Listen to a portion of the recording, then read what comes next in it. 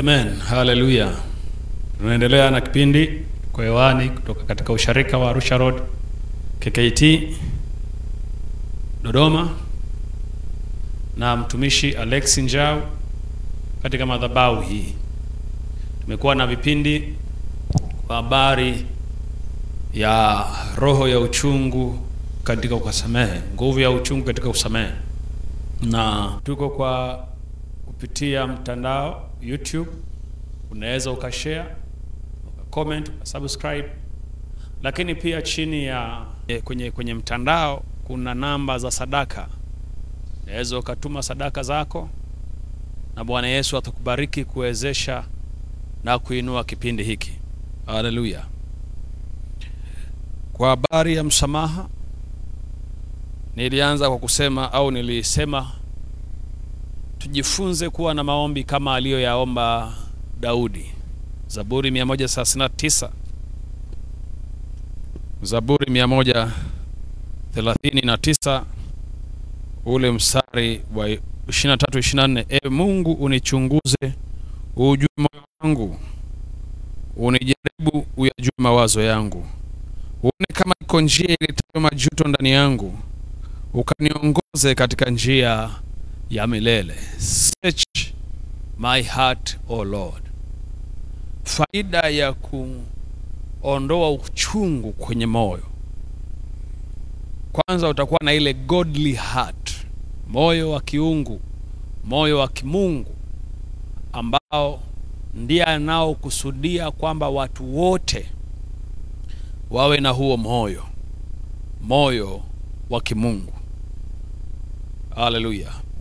Na matokeo ya moyo wa kimungu ni kwenye eneo la kupokea neno la Bwana, ni kwenye eneo la kusikia sauti ya Bwana. Kwa sababu kama moyo wako umejeruhika na ni mtu wa majeraha sana, moja ya kitu ambacho kitakuwa ni kigumu na kizito ni kupokea neno la Bwana. Kumbuka, maisha tunaoishi yako counted, yanahesabiwa kwa imani. Imani ni uhakika, imani ni kuwa na uhakika, na ni bayana ya mambo yasiyoonekana. Lakini pia imani huja kwa kusikia neno. Kama moyo wako umejeruhika, ninasikitika kwamba kitu ambacho kitausogeza moyo wako karibu na neno la Mungu lenye nguvu, itahitajika miles nyingi zaidi za nguvu za rohoni kutoka kwa mhubiri, ili ziweze kubomoa kuta ambazo moyo wako umejiwekea kujikinga. Bwana Yesu asifiwe sana. Nilienda kwa mzee mmoja na alikuwa na uhitaji, na uhitaji ulikuwa ni mkubwa sana, kiwango ambacho ni uhitaji ambao ungehusisha maisha, au uhitaji ambao unaunganisha maisha. Na mambo hayakuwa ya uelewano sana, na nikamwambia, kwa kuwa hatujaelewana, naomba nimlete mchungaji wangu, labda uongee naye, na yeye akiongea utapokea. Akasema, kwanza kwa habari ya wachungaji ndio sitaki kabisa, kwa sababu wakija hapa watanidanganya, nitaingia mkenge. Nikasikitika sana, nikagundua kabisa huyu ana maumivu kiwango ambacho hata kanisa aliwezi kumpatanisha.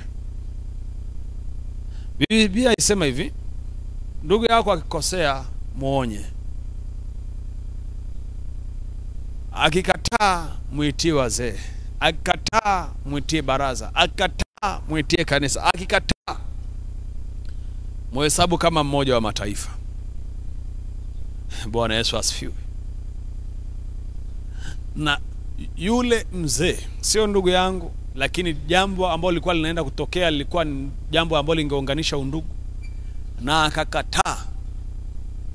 Nika, sikutafuta mchungaji, ikabidi nitafute mhubiri kama mimi ambao hatuna kola, ili akiende pale asifili ile sensi ya kichungaji, lakini angalau pawepo na mtu ambaye anaweza akapitisha mistari ya neno la Bwana. Ndiye akawa mkali kama pilipili. Nikajua maumivu ambayo yameingia kwenye moyo wa huyu mzee, kwa sababu alikuwa ni mkorofi. Kumbuka kipindi cha pili nimekueleza kwa habari ya watu ambao wamejeruhiwa huwa wana tabia ya kuangushia wengine makosa. Nikagundua kama ameshindwa kupokea maneno ya mtumishi, basi si rahisi sana huyu mtu akaweza kupokea neno la Bwana kuingia mbinguni, kwa sababu maumivu kwenye moyo wa mtu na uchungu kwenye nafsi ya mtu inaweza ikazuia mtu asipokee neno. Unakumbuka kwa habari ya Kaini, Bwana alimtokea ile Mwanzo sura ya kwanza mstari ni ule, Mwanzo sura ya 4 mstari wa 5. Sema lakini Kaini hakumtakabali wala sadaka yake. Kaini akakadhibika sana, uso wake ukakunjamana. Bwana akamwambia Kaini, kwa nini una ghadhabu? Kwa nini uso wako umekunjamana?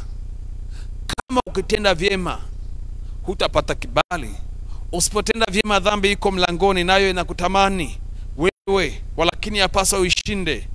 Kaini akamwambia Abili ndugu yake, twende uwandani. Kwa akamuinukia Abili nduguye akamuua. Bwana akamwambia, Kaini, yuko wapi Abili ndugu yako? Akasema, sijui, mimi ni mlinzi wa ndugu yangu. Akasema, umefanya nini? Sauti ya ndugu yako, sauti ya damu ya ndugu yako inanilia kutoka kwenye ardhi. Fikiria, huyu mtu ana moyo uliokunjamana, anahubiriwa sio na mwanadamu. Mwinjilisti hapa alikuwa ni Mungu Baba mwenyewe, anemwambia kwa habari ya kushughulika na ghadhabu kwenye uso wake. Inamaanisha ni kushughulika na hali ya moyo wake. Na ndio maana akasema, je, ukitenda vyema hautapata kibali? Kwa sababu matendo yanahesabiwa kutoka moyoni. Ndio maana Mungu anamlipa kila mtu haki sawa sawa na matendo yake. Maanisha moyo ndio unasukuma kitu gani utende. Bado akakataa injili ya Mungu. Na hata alipokuja kwa habari ya kwamba umeshamuua ndugu yako, ule mstari wa 16, bado akatoka mbele ya uwepo wa Bwana, mbele ya uso wa Mungu. Maanisha kama una roho ya uchungu, kuna kiwango cha safari na Kristo Yesu aweze kusafiri naye. Na kusafiri na Mungu kuna faida sana. Kutembea na Bwana kuna faida sana. Unapoenda kuna neema sana. Kuna taa, kuna nuru, kuna mwangaza. Bwana Yesu asifiwe. Haleluya sana.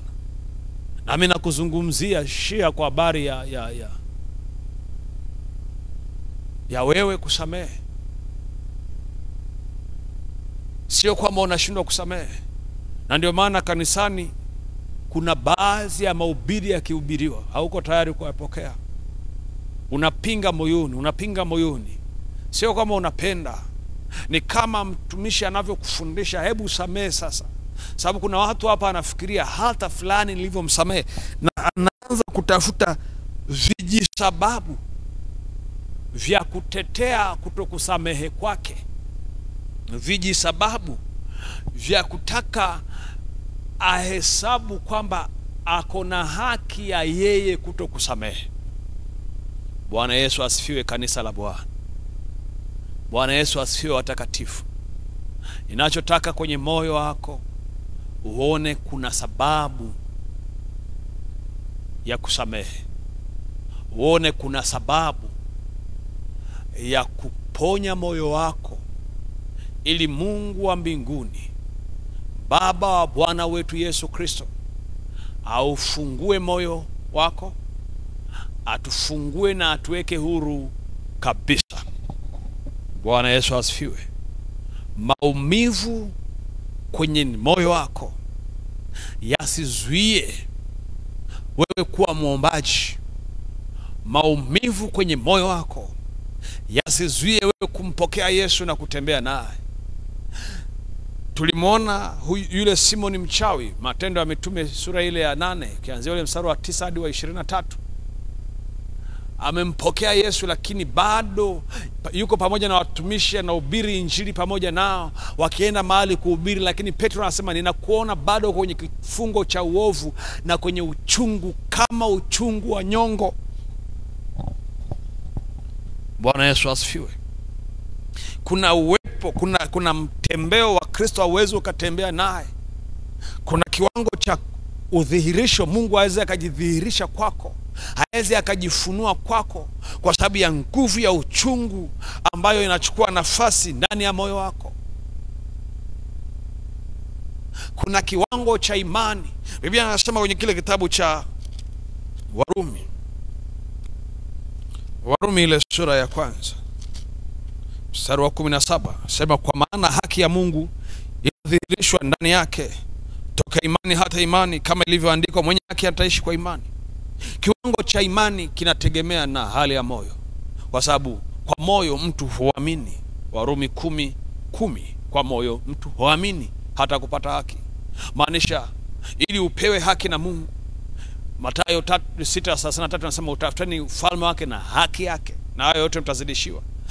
Ili upewe hayo yote lazima uwe na haki, na ili uwe na haki lazima uamini, na ili uamini lazima usikie neno la Bwana na moyo upokee.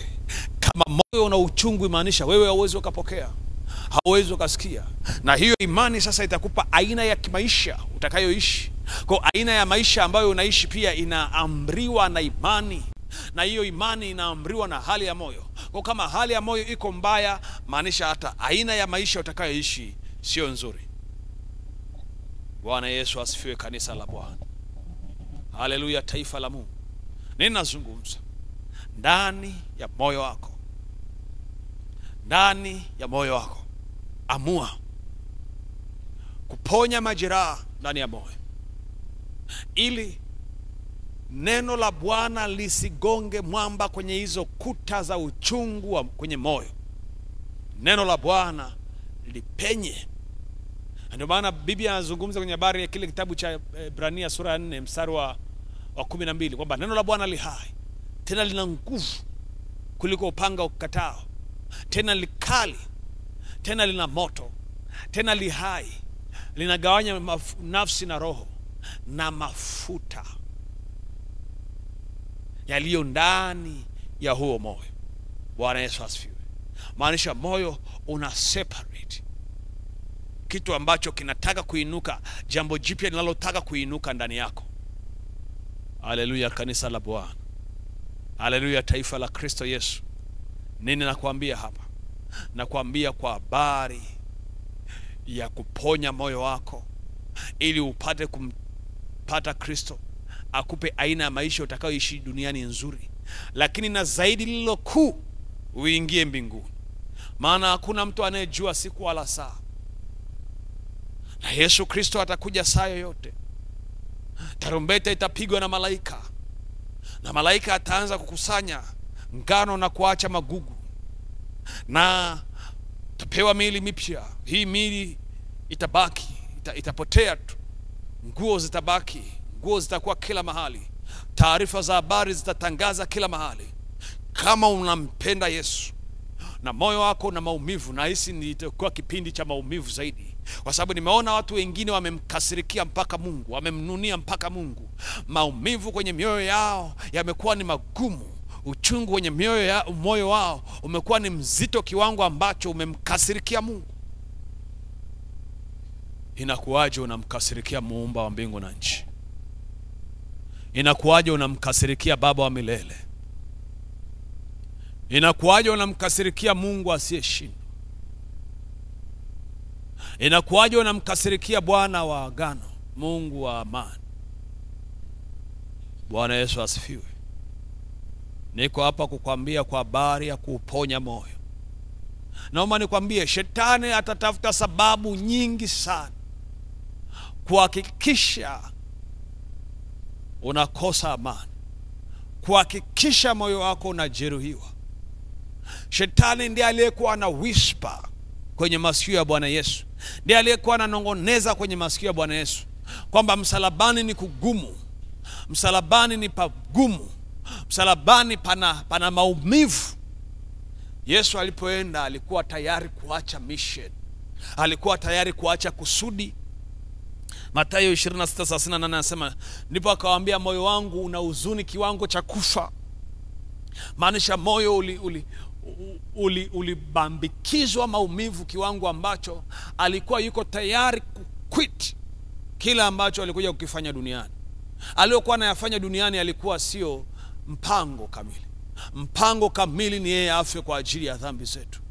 Na huo ndio ambayo shetani alikuwa anazuia. Hakumzuia kukemea mapepo, hakumzuia kuponya wagonjwa, hakumzuia kufufua wafu, ila alizuia lile kusudi kuu. Shetani wakati mwingine anakuruhusu uone vifuraha vya juu, lakini usiguse kwenye kina cha moyo wako ili aone ufikii kile kitu ambacho Mungu amekiweka kwa ajili yako. Ndio maana alikuwa radhi kuachilia machungu kwa Yesu, kiwango ambacho Bwana Yesu alisema moyo wangu una huzuni kiwango cha kufa.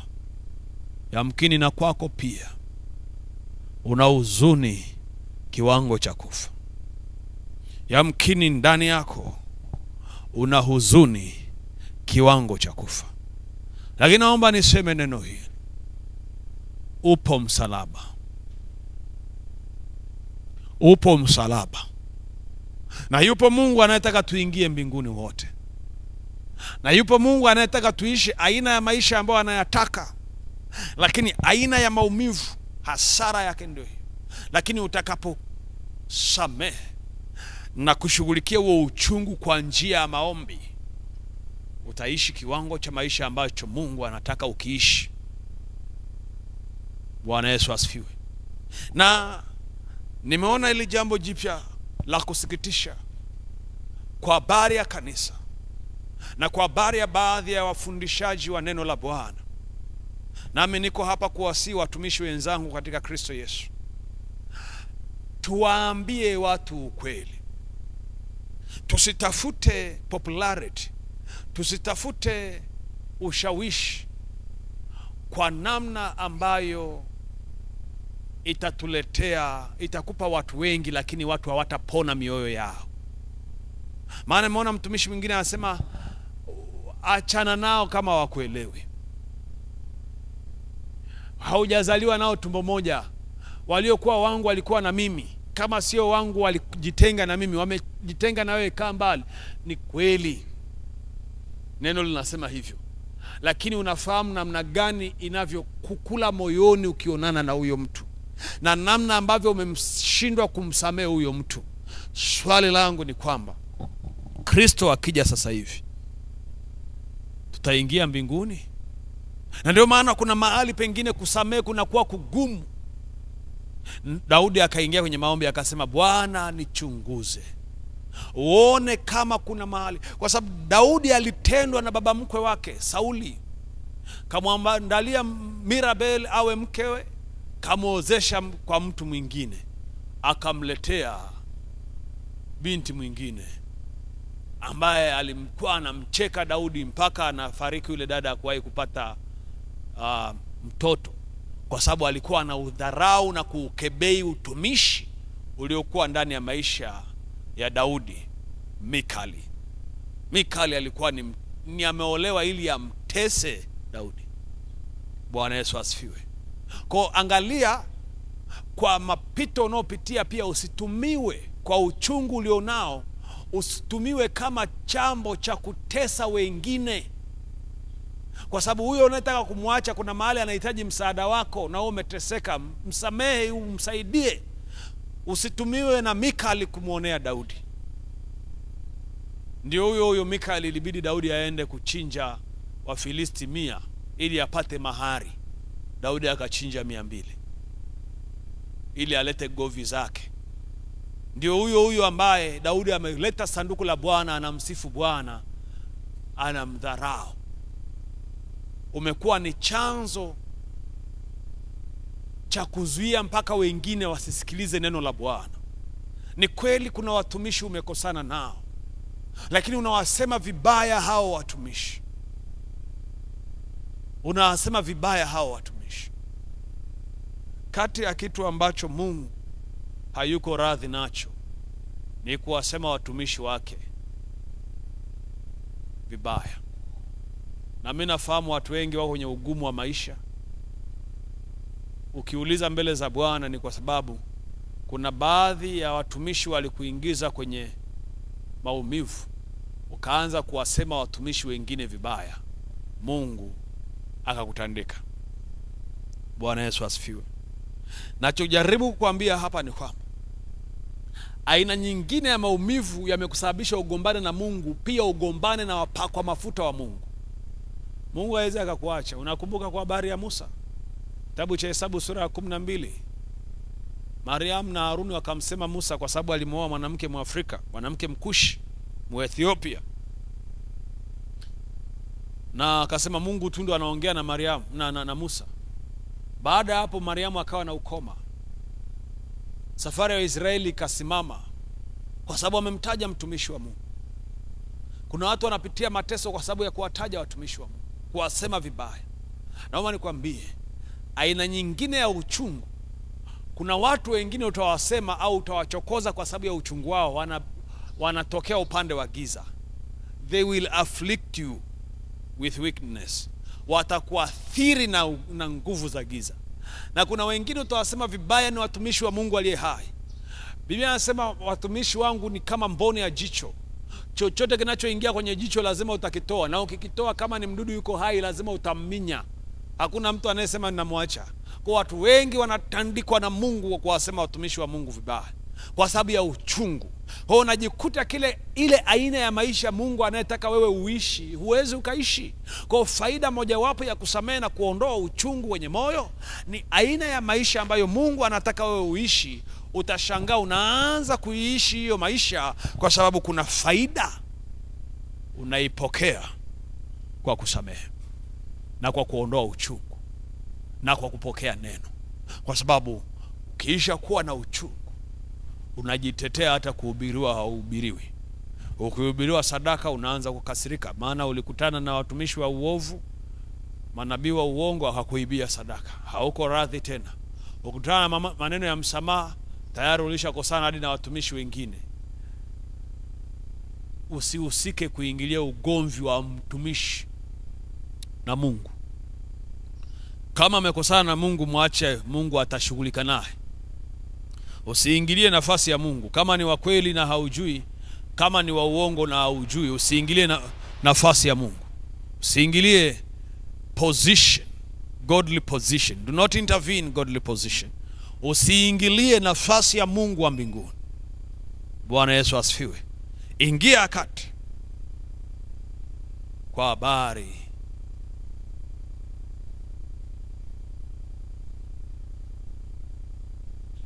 ya kuuponya moyo wako, ili upate kuona faida ya wewe kusamehe.